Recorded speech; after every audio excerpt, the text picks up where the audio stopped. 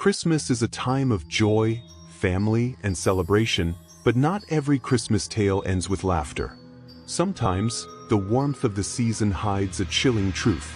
Tonight, I'll take you to a quiet countryside home, where one family's holiday cheer turned into a nightmare. Beneath the crackling fireplace and the twinkling lights lurked something sinister, a presence that would forever change how they saw Christmas. This is a story of whispers in the dark, a shadow in the chimney, and a nightmare that unfolded when no one was prepared. So dim the lights, settle in, and prepare for whispers from the chimney, the Christmas nightmare you'll never forget. The night was cold and silent, the kind of silence that makes you uneasy, as if the world is holding its breath. Sophie's family had gathered in their ancestral cabin to celebrate Christmas. The cabin, nestled deep in the woods, was picturesque: frosted windows, snow-covered pines, and the smell of freshly baked cookies filling the air. The fireplace in the living room was the heart of the home, its flames dancing merrily as the family exchanged gifts. Sophie, a curious 12-year-old, sat close to the fire, mesmerized by its glow. But as the snowstorm outside grew fiercer, the warmth inside began to feel wrong. At first, it was subtle. The logs in the fireplace crackled louder than usual, and the flames flickered in strange patterns. Then Sophie heard it, a faint whisper, barely audible, coming from the chimney. She turned to her brother Liam. "Did you hear that?" "Hear what?" he asked, annoyed. She hesitated. "I thought I heard something from the chimney." Her parents laughed it off, telling her it was just the wind. But Sophie couldn't shake the unease that gnawed at her. That night, as the family went to bed, Sophie lay awake, staring at the ceiling. The whispers had stopped, but the unease lingered. She kept imagining shadows moving in the corners of her room, but every time she looked, there was nothing. Then, just as she was about to drift off, she heard it again, a low, raspy voice coming from downstairs. "Sophie." Her blood turned cold. Heart pounding, she tiptoed out of her room and down the creaky staircase. The living room was dark, save for the faint glow of dying embers in the fireplace. "Hello," she whispered, her voice trembling. The room was silent. Then, from deep within the chimney, came a chilling reply. "Sophie, come closer." She froze, her feet rooted to the floor. The voice was hollow, inhuman, and it sent a wave of terror through her. She stumbled back, knocking over a glass ornament on the coffee table.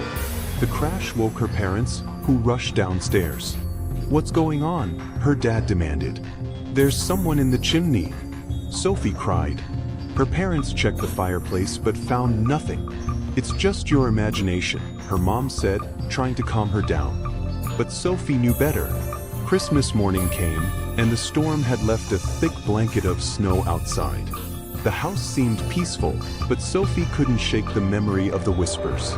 As the family unwrapped gifts, Liam pointed out something strange. "Why is there ash on the floor?" he asked, gesturing to a trail of soot leading from the fireplace to the hallway. Their dad inspected the fireplace again but found nothing unusual. "Probably just some ash that fell out," he said dismissively. But Sophie's unease deepened. She noticed claw-like marks on the bricks inside the chimney, marks that hadn't been there the night before. That night, Sophie was jolted awake by a loud thud. At first, she thought it was the storm, but then she heard heavy footsteps in the hallway. She peeked through a crack in her door and saw it, a tall, shadowy figure with glowing red eyes, standing at the end of the hallway. The figure turned its head toward her and whispered, "You shouldn't have listened." Sophie slammed her door shut and locked it, her heart pounding. But the footsteps grew louder, stopping right outside her door. The handle jiggled, then stopped. "Sophie," the voice rasped, "let me in." She backed into the corner of her room, clutching a flashlight. The scratching at the door grew louder, more frantic, until it suddenly stopped. But then she heard breathing behind her. She turned slowly, and there it was. The shadowy figure, taller than the ceiling, its red eyes burning with malice. Summoning her courage, Sophie shone the flashlight directly at the figure. The beam seemed to weaken it, causing its form to flicker like smoke. Desperate, she grabbed a strand of Christmas lights from her desk and wrapped them around the figure. As she plugged them in, the lights burst to life, and the figure let out an unearthly scream. Its body began to dissolve, turning into a cloud of ash that was sucked back up the chimney. The room fell silent, and the power flickered back on. The next morning, Sophie told her family what had happened. They didn't believe her, of course, but they couldn't explain the scorch marks on the floor or the strange claw marks in the chimney.